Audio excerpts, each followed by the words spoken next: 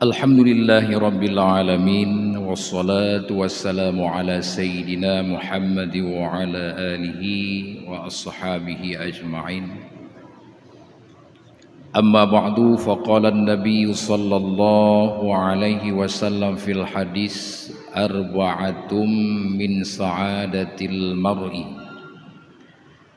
an takuna zawjatuhu salihan wa waladuhu abraran wa khultuhu salihina wa rizquhu fi baladihi. Allahumma syrah li sadri wa yassir li amri wa hlul 'uqdatam min lisani yafqahu qawli.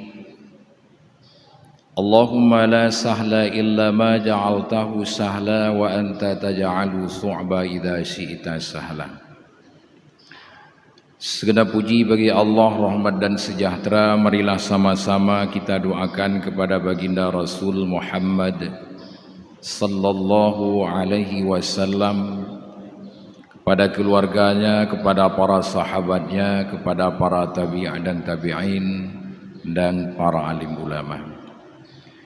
Yang mulia Tunku Imam Syekh, tunggu-tunggu gure-gure ulun para tokoh masyarakat, cerdik pandai, panitia pengurus masjid, segenap kaum muslimin sidang jamaah Jumat yang dirahmati oleh Allah. Hadirin kaum muslimin sidang jamaah Jumat yang berbahagia. Bagi manusia, kebahagiaan adalah tujuan utama. Baik bahagia di dunia atau bahagia di akhirat. Dengan konsep-konsep bahagia menurut pemahaman terhadap agama. Orang yang taat dalam beragama, maka mereka itu akan mencari kebahagiaan dengan mengamalkan nilai-nilai agama. Orang yang hanya condong kepada agama, sekalipun mereka itu punya agama, mereka itu lebih sering mencari kebahagiaan dengan materi. Rasul menyampaikan bahawa kebahagiaan itu akan didapatkan dengan 4 perkara. Dalam hadis yang diriwayatkan oleh Imam Al-Bukhari, Rasul bersabda, arba'atum min sa'adatil mar'i. Ada 4 perkara yang bisa membahagiakan seseorang. Yang pertama, antakuna zaujatuhu salihan, bahwa adalah istrinya itu istri yang salihah. Wa waladuhu abraran, kemudian yang kedua bahwa adalah anaknya itu berbakti kepada kedua orang tua. Yang ketiga, wa khultuhu salihina, pergaulannya, lingkungannya adalah dengan orang-orang yang saleh. Kemudian yang keempat, warizquhu fi baladi, negerinya itu menjamin rezekinya. Yang pertama, kata Rasul, bahwa seseorang itu akan bahagia dengan mendapatkan istri yang salehah. Didukung oleh yang kedua, wa waladuhu abraran, dia memiliki anak yang berbakti kepada kedua orang tua. Istri yang salehah dan anak yang berbakti kepada kedua orang tua itu sangat erat dengan hubungan yang dijalin oleh seorang laki-laki dengan seorang perempuan, yang kemudian disebut perempuan itu sebagai seorang ibu. Kita agam lahir dari rahim seorang perempuan. Yang perempuan juga dilahirkan daripada rahim perempuan yang lain. Maka untuk mendapatkan istri yang solehah dan anak yang berbakti kepada kedua orang tua itu sangat ditentukan oleh seorang ibu.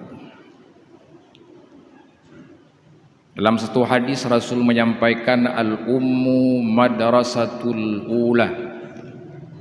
In a'dadtaha a'dadta syaiban taibal a'raq. Ibu adalah guru pertama. Jika engkau menyiapkan guru itu, maka engkau telah menyiapkan satu generasi yang baik budi pekertinya.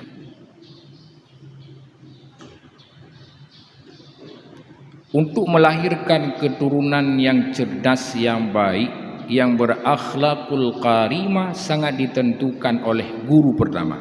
So, ibu. Karena ibu itu adalah guru pertama bagi anaknya. Oleh sebab demikian, anak perempuan itu perlu diberikan perhatian khusus. Pertama, di pendidikan akhlaknya. Yang kedua, di pendidikan intelektualnya. Persoalan ilmu jangan pernah dibatasi anak perempuan. Tapi persoalan pekerjaan itu hak dia dikala dia telah berkeluarga. Bahawa anak gedayo yang ini yang harus dibekali sebenarnya adalah ilmu. Bukan mereka itu disiapkan mendapat ilmu untuk mendapatkan pekerjaan. Bahkan teman harus tak perhatikan khusus anu inang ilmu karena mereka itu guru pertama. Ibunya kan pegawai. Ibu itu bukan pekerja. Karena ibu itu adalah guru. Guru yang menentukan anak keturunan gedayo mereka itu menjadi pemimpin, menjadi presiden, menjadi tokoh masyarakat, menjadi kecil, menjadi wakil rakyat, bahkan untuk menjadi guru sangat ditentukan oleh ibu. Apabila dalam pikiran kita na pikirannya ane ineng ala ada pesukulama yang dah wajib untuk rumah, dapur, kasur, sumur, ya. Dapur, kasur, sumur itu adalah area mereka bekerja. Tapi mereka itu guru yang mengajarkan bagaimana anaknya itu mengenali ini najis, nyokan najis, nyoi suci lagi menyucikan.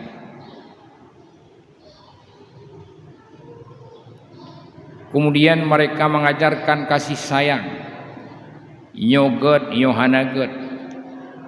Singkat dari yang ingin khatib sampaikan bahwa semakin cerdas seorang ibu, semakin banyak ilmu yang diberikan kepada anak-anak mereka.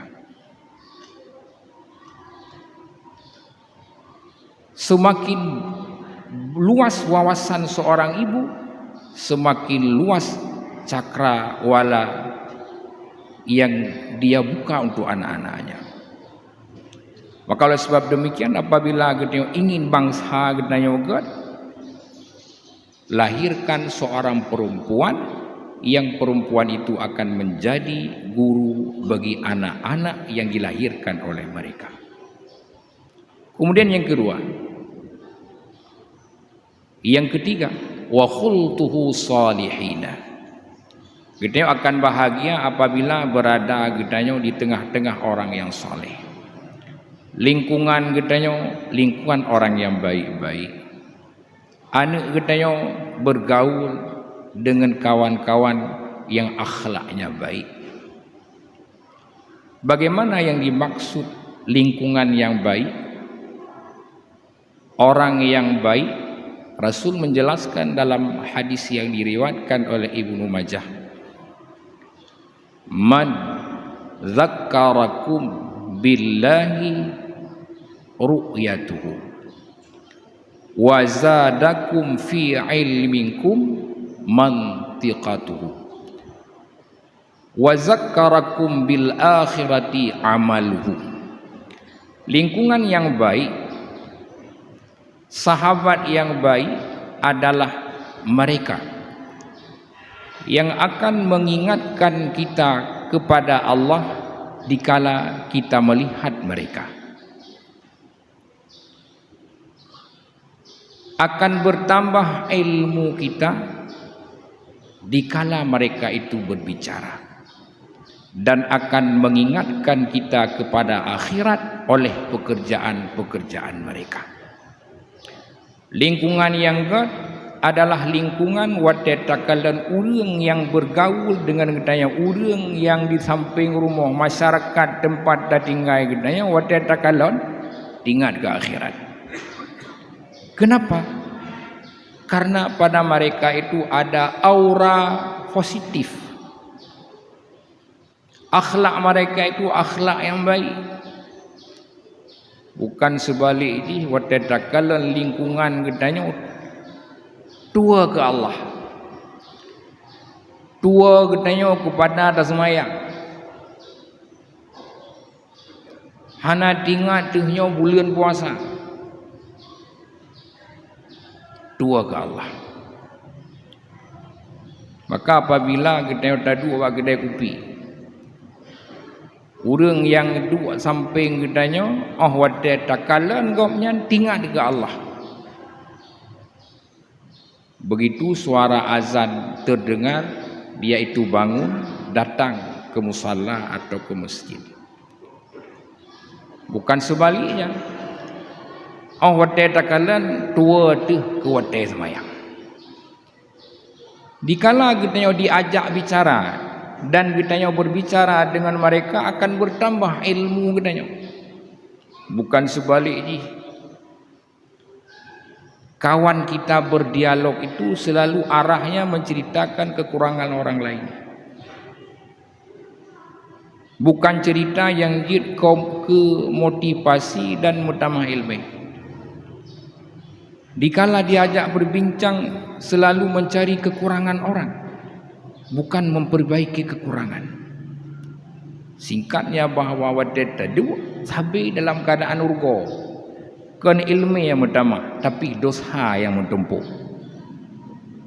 Wa zakkarakum bil akhirati amaluhu. Dikala kita melihat pekerjaan mereka, kita akan teringat kepada akhirat. Rupaji menyolong panding ro lun ngon gopnya tinggal hat lun ba urusan akhirat. Bacut sagai amal kebajikan katanya. Lethat amal kebajikan gopnya. Ubuthat nilai ibadah lun, rayuthat nilai ibadah gopnya. Artinya, dikala kita melihat amal yang dia kerjakan, teringat mentang ubuthat amal lun. Pekeh lun kasiap bekal lun untuk menghadapi kematian. Sembahyang lun kabereh.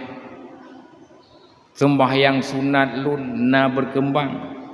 Sedekah lun ubud atau rayu dengan takalon godnya jid motivasi di dalam gedanya berbuat amal kebajikan. Itulah lingkungan yang baik. Khultuhu salihina. Yang keempat, warizquhu fi baladih. Negara menjamin kebutuhan rakyatnya. Hana payah gedanya tak berangkat uluan negara untuk tak minta rezeki. Tak minta dari bengah sampai seput, tak temui 200 ribu, tapi payah tak bertebit 200 ribu. Maka negara itu bertanggungjawab terhadap kebahagiaan masyarakatnya. Apabila negara hana hadir, hana andil bertanggungjawab, maka warga negara itu tidak akan bahagia. Bahkan karena warga kita hana merasa cukup hinoi nang grodrod, kalih na perumoh tak kebahana, tak kebah perumoh yang padahal mereka itu membutuhkan kita, tak ja unang rolein dan minta rezeki. Di mana kebahagiaan? Maka tanda orang yang berbahagia adalah rezeki ada di tempat dia tinggal. Hadirin kaum muslimin sidang jamaah yang dirahmati oleh Allah. Itulah 4 konsep yang mampu membahagiakan setiap orang mukmin. Melengkapi kebahagiaan mereka itu dipastikan ada yang 4 macam tersebut. Yang pertama, purumoh gedanyo bejit ke purumoh yang salehah. Purumoh yang mampu mendidik anak dan keturunan gedanyo. Karena anak yang berbakti kepada kedua orang tua itu sangat tergantung. Pertama, siapa guru pertama? Yang kedua, siapa ayahnya? Dari keluarga mana dia keluar? Anak katanya wadai duk bak kedai kopi. Itu sangat tergantung dari pintu rumah siapa dia keluar. Kalau keluar dari pintu rumah yang dalam rumah itu diajarkan adab, maka terus bak kedai kopi, adab yang baik itu akan tercermin dari perilakunya. Kalau anak itu keluar dari keluarga yang taat beribadah, kemanapun dia pergi, ia tetap menjadi pemuda-pemudi yang menjaga ibadah. Oleh sebab demikian, gendanya bertanggung jawab terhadap generasi yang akan datang. Baiknya satu negeri atau tidak baiknya satu negeri sangat ditentukan oleh seorang perempuan. Karena dari rahim merekalah akan dilahirkan generasi-generasi yang akan datang dengan keadaan yang demikian rupa. Nangroho maju, kebebasan itu terbuka selebar-lebarnya. Mungkin keadaan Jino berbeda dengan keadaan yang dahulunya. Urineng dileawai dua bak kedai kopi saboh hal yang memalukan. Tapi generasi mudi anak dara uring ineng pada masa Jino menyuhana geduk bak kafe, geduk bak warung kopi merasa ketinggalan. Nyo harus jid kesaboh perhatian bagi kita nyo. Kenapa? Bukan membatasi mereka itu tidak bebas, tapi kebebasan itu kadangkala akan melahirkan satu masalah dalam keluarga kita nyo. Kemudian dipastikan bahwa lingkungan kita nyo adalah lingkungan yang baik. Ada contoh di situ. Walaupun yang jambu jaga, bak jambu jaga yang pembicaraan ini adalah pembicaraan yang melahirkan ilmu, bukan upatan. Warung kopi tersebut bukanlah satu tempat yang identik sabihinan tempat mupat pegah kekurangan, tapi dicoba bahwa warung kopi yang kantu atau rumah kedua bagi kita orang Aceh, di situ ada kajian, nabet, ada pesan-pesan moral. Alhamdulillah kita diberikan maju bak kedai kopi nah pengajian. Apabila perlu bak kedai kopi yang budek pengajian sampai kampung. Karena apa kan? Warung kopi bagi kita orang Aceh rumah kedua, kanto kedua. Apapun di warung kopi itu akan diselesaikan. Kemudian negara harus hadir menjamin kebutuhan masyarakat. Sehebat apapun masyarakat, kalau ekonominya tidak bagus, maka kebahagiaan, senyum, canda tawa tidak akan lahir dalam setiap pintu keluarga, khususnya masyarakat Gedayu yang ada di Aceh. Hadirin sidang jamaah yang dirahmati oleh Allah, demikian kiranya yang dapat khatib sampaikan. Mudah-mudahan bermanfaat kiranya untuk pribadi khatib, umumnya kepada seluruh para hadirin kaum muslimin sidang jamaah Jumat yang dirahmati oleh Allah. Alhamdulillahi Rabbil Alamin. Ashhadu an la ilaha illallah wahdahu la syarika lah. Wa ashhadu anna Muhammadan abduhu wa rasuluh. Allahumma salli ala Sayyidina Muhammad wa ala آله وصحبه أجمعين. أيها الناس اتقوا الله حق تقاته ولا تموتن إلا وأنتم مسلمون. بسم الله الرحمن الرحيم. قل هو الله أحد الله الصمد لم يلد ولم يولد ولم يكن له كفوا أحد. بارك الله لي ولكم في القرآن العظيم وتقبل مني ومنكم تلاوته إنه هو السميع العليم.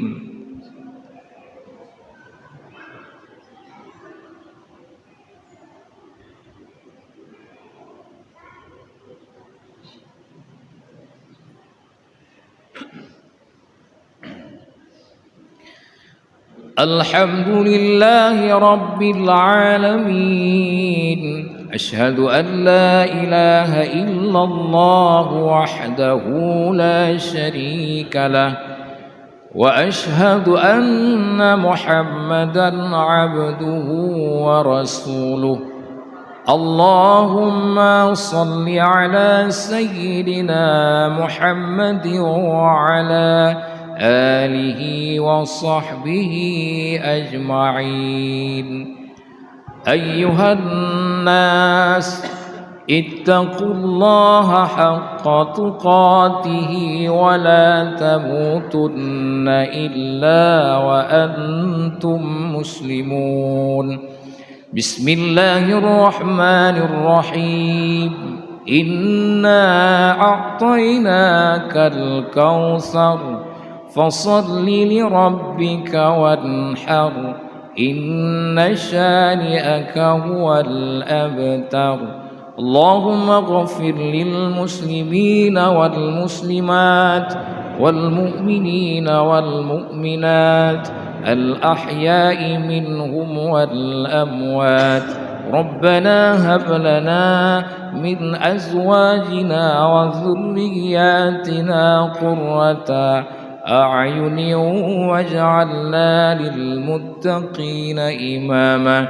ربنا آتنا في الدنيا حسنة وفي الآخرة حسنة وقنا عذاب النار برحمتك يا أرحم الراحمين.